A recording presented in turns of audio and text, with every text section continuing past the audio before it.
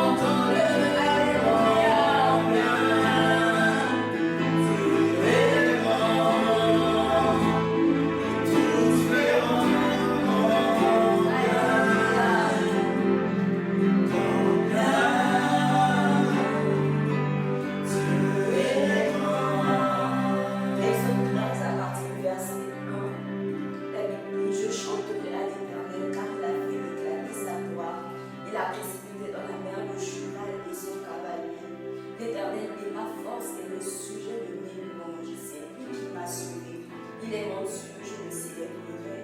Il est le Dieu de mon Père, je l'exalterai. L'Éternel est un vaillant guerrier. L'Éternel est son nom. Il a lancé dans la mer les chars de Pharaon et son armée. Ses combattants d'élite ont été engloutis dans la mer Rouge. Les flots les ont couverts, ils sont descendus au fond des eaux comme une pierre. Ta droite, ô Éternel, a signalé sa force. Ta droite, ô Éternel, a écrasé l'ennemi. Par la grandeur de ta majesté, tu renverses tes adversaires, tu déchaînes ta colère, elle est conçue comme du jour. Et de l'unissait, je poursuivrai, j'accueillerai, je partagerai le bien. Ma vengeance sera assouvie. Mais tu as soufflé de ton haleine, la mer les a couverts, ils se sont enfoncés comme une plomb. Qui est comme toi parmi les dieux éternels? Qui est comme toi, magnifique en sainteté, digne de louange et opérant les prodiges? Amen. Acclamons Jésus. Acclamons Jésus. Acclamons Jésus. Acclamons Jésus.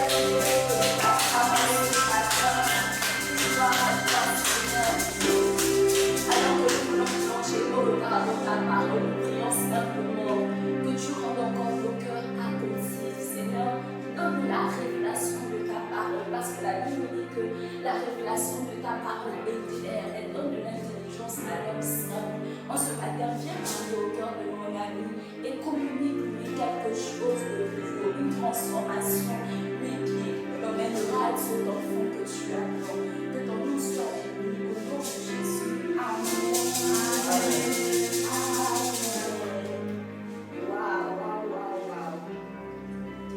J'espère que tu as passé un excellent moment dans la louange. J'étais enchantée de faire ce culte tout en attendant, si tu peux rester avec nous naturellement.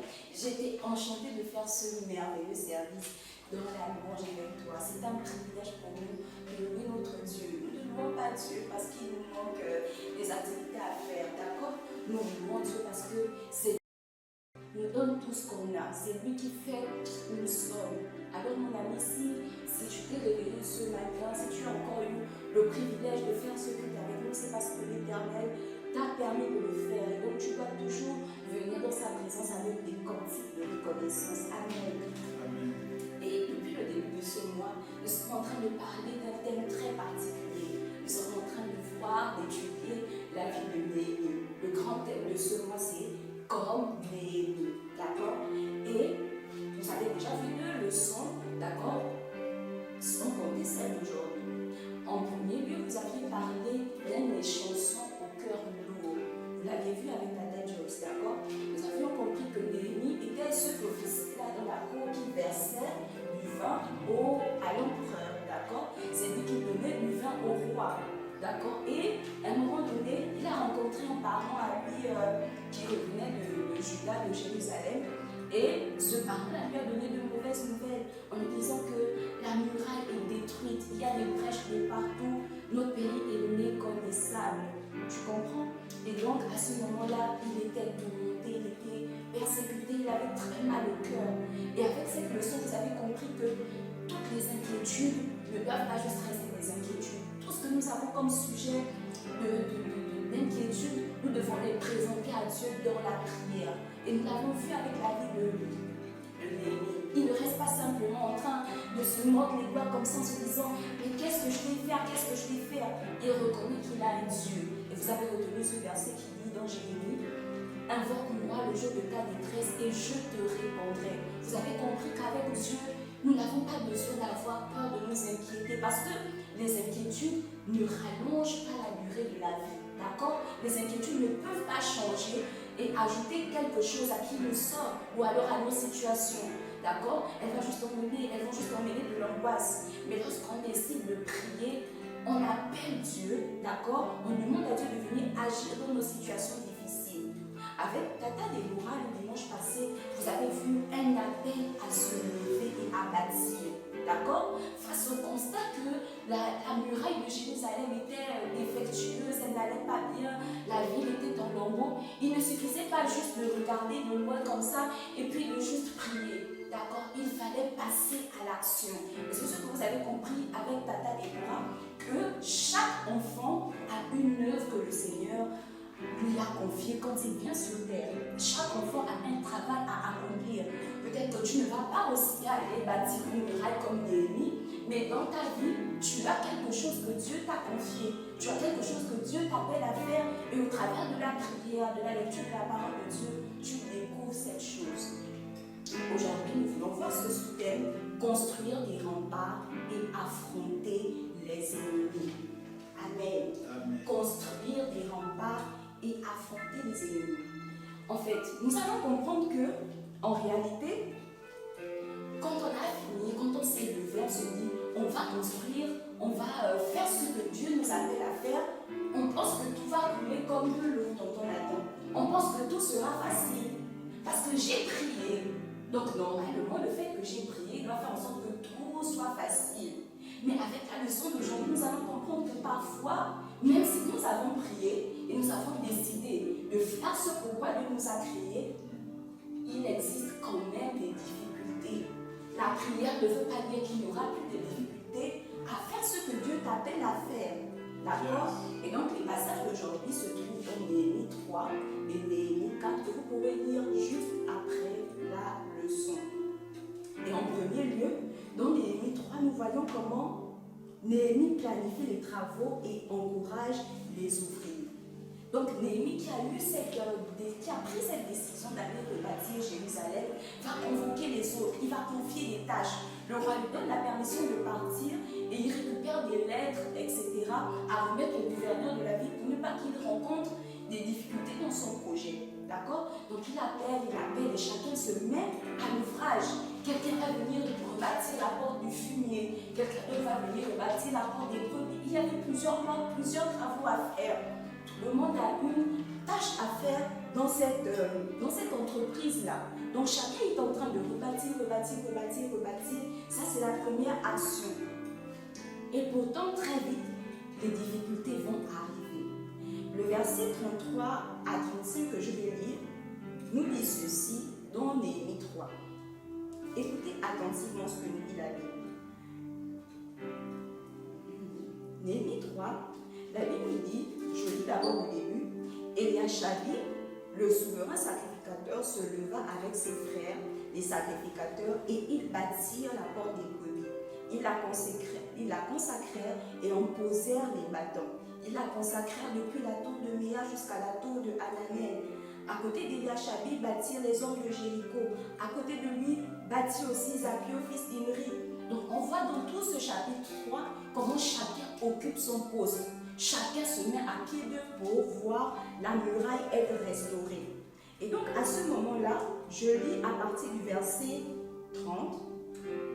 La Bible dit, après eux, Anania, fils de Chélémia, et Amin, le sixième fils de Tsalaf, réparaient une autre portion.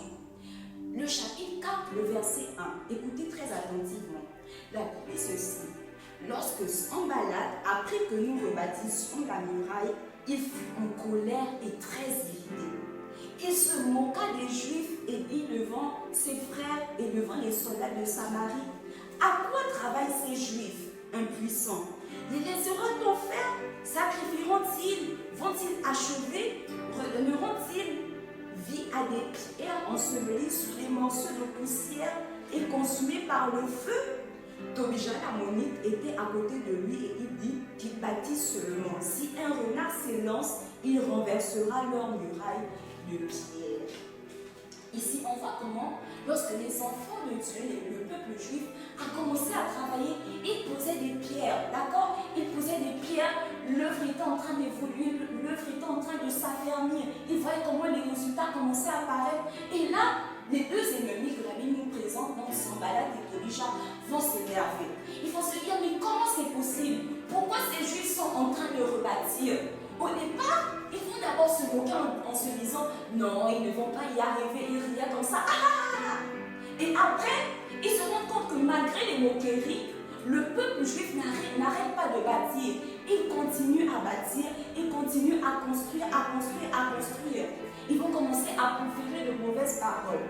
Mais regardons la réaction de Néhémie et de ses gens. La réponse à ces moqueries, c'est quoi? Le peuple prie et garde la ville. D'accord?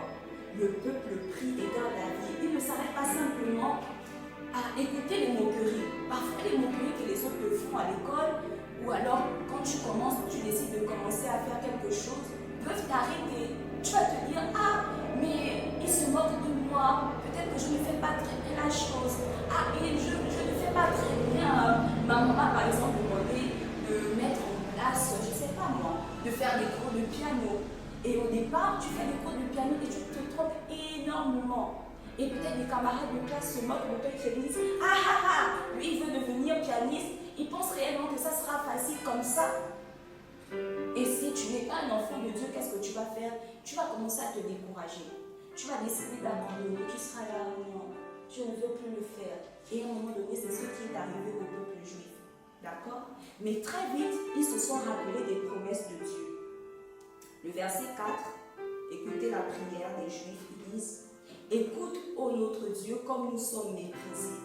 Fais retomber leur insulte sur leur tête et livre-les au pillage sur une terre où ils soient captifs. Ne pardonne pas leur iniquité et que leur péché ne soit pas effacé de devant toi, car ils ont offensé ceux qui bâtissent. Donc le peuple prie à cœur ce travail. Donc face aux moqueries, il y a une réponse. La réponse c'est quoi? La prière et le travail. Il ne faut jamais s'arrêter parce que quelqu'un se moque de comment tu fais les choses, comme dans l'histoire de Néhémie. Il ne faut jamais se dire, ah je m'arrête puisque personne n'est avec moi. Je ne vais plus le faire. Il faut toujours aller au bout des choses. Ne jamais considérer les moqueries. Et à ce moment-là, on peut penser quand on attend de s'en balader, déjà pour s'arrêter. Mais qu'est-ce que nous dit la Bible au verset 7 du chapitre 4 de Néhémie? La Bible dit, mais Sanballat, Tobija, les Arabes, les Ammonites et les Asdodiens, ils se multiplient même, furent très irrités en apprenant que la réparation des murs a avancé et que les brèches commençaient à se fermer. Donc nous, on s'est moqué, on a voulu décourager, on a cru que Néhémie et ses amis allaient s'arrêter. Mais bien au contraire, ils ont continué, ils ont continué, ils ont continué.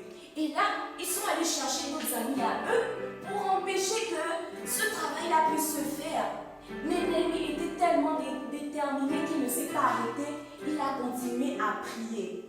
À un moment donné, tellement les menaces redoublaient, il y a eu un découragement dans le cœur des Juifs. Ils se disaient, est-ce qu'on va réellement arriver à finir?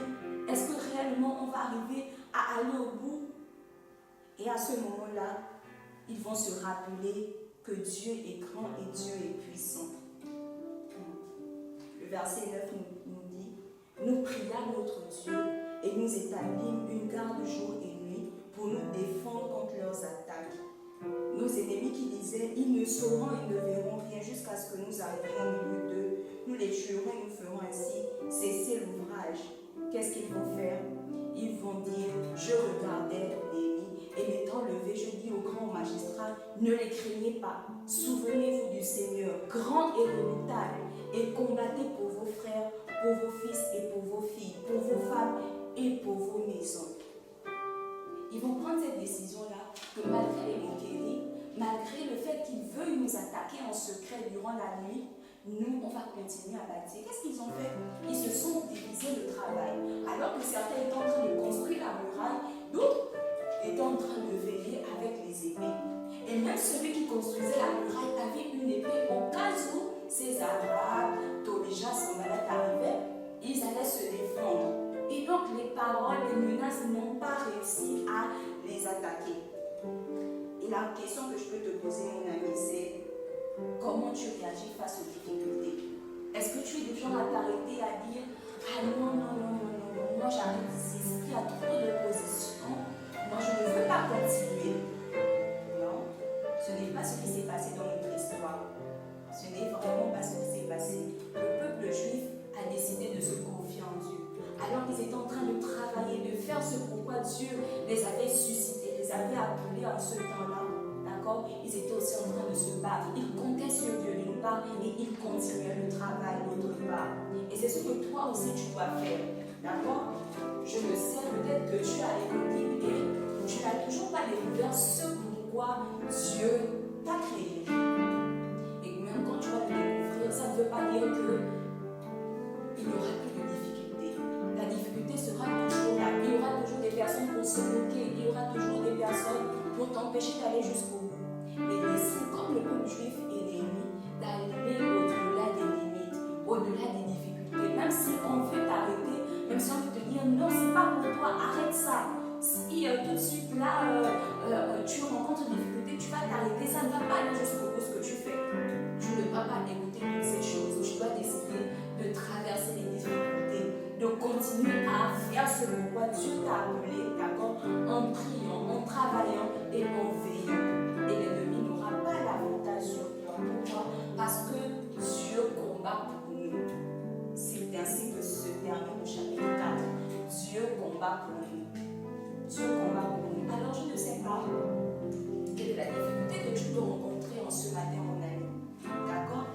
que tu es en train d'apprendre une nouvelle chose.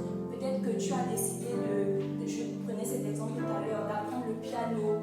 Peut-être que tu as décidé d'apprendre la guitare, de développer une nouvelle capacité, une nouvelle compétence. Tu as décidé de faire quelque chose de nouveau et tes amis se moquent de toi.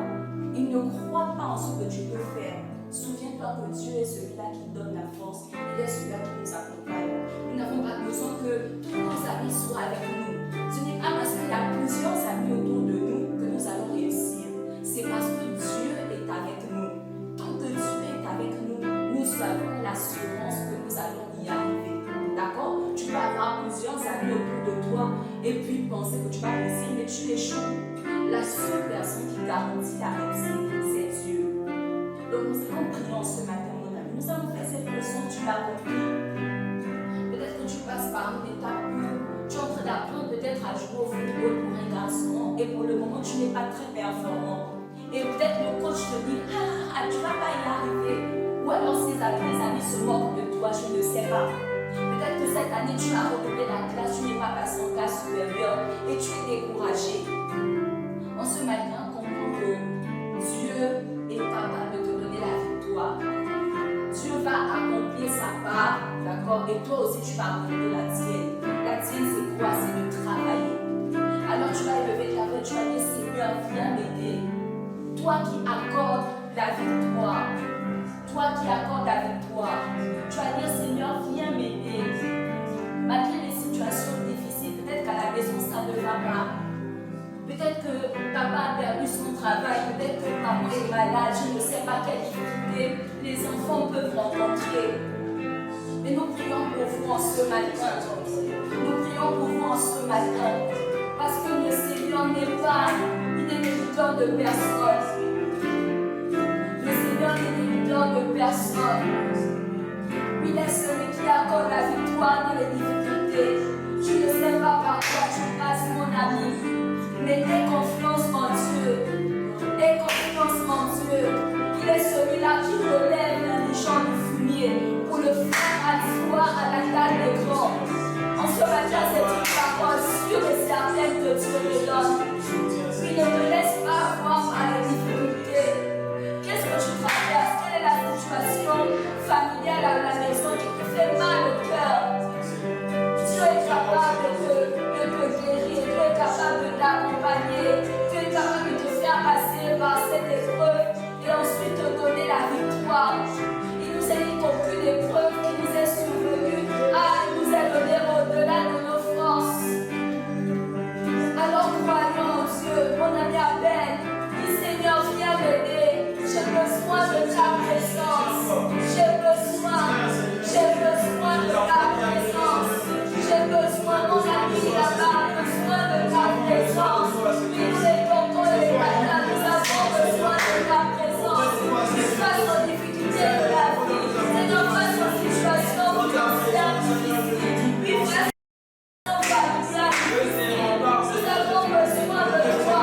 Ne voulons pas nous arrêter en chemin. Nous savons que c'est toi qui confirme et que c'est toi qui nous emmène à aller jusqu'au bout. Ne voulons pas nous arrêter. Ne voulons pas nous arrêter.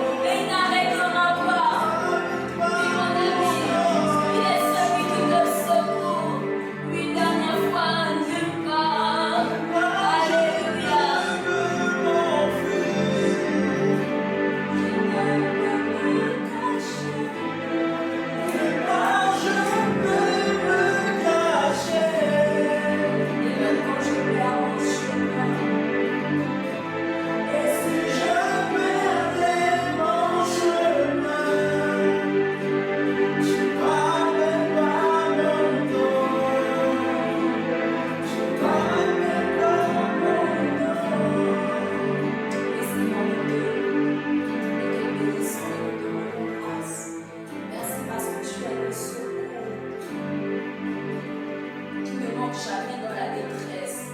Seigneur, aucune personne ne vient à toi avec des attentes et ne retourne insatisfait.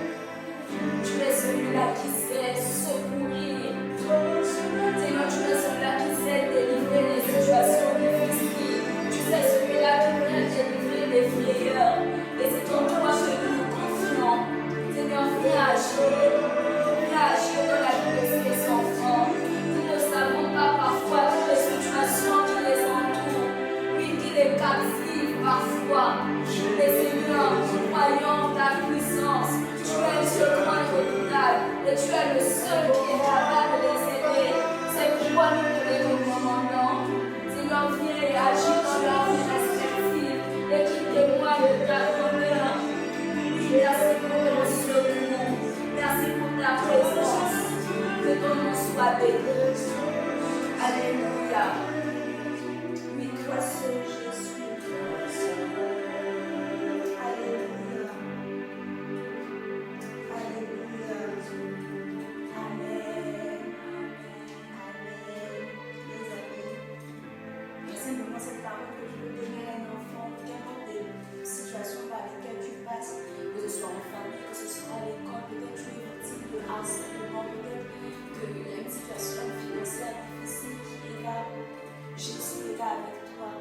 Il ne t'abandonne pas, il voit chacun de tes défis. Il est celui-là qui te garde. Amen. Amen. Et nous voulons faire ce passage, notre verset à mémoriser, qui se trouve dans Romains chapitre 8, le verset 31, la partie B. La Bible dit, si Dieu est pour nous, qui sera contre nous? Amen. Si Dieu est pour nous, qui sera contre nous? Rappelle-toi-en dans les situations difficiles. Ils peuvent être nombreux contre toi, mais si tu as Dieu de ton côté, tu as déjà la victoire. Amen. Merci de nous avoir terminé ce culte. J'espère que vous avez passé un bon service.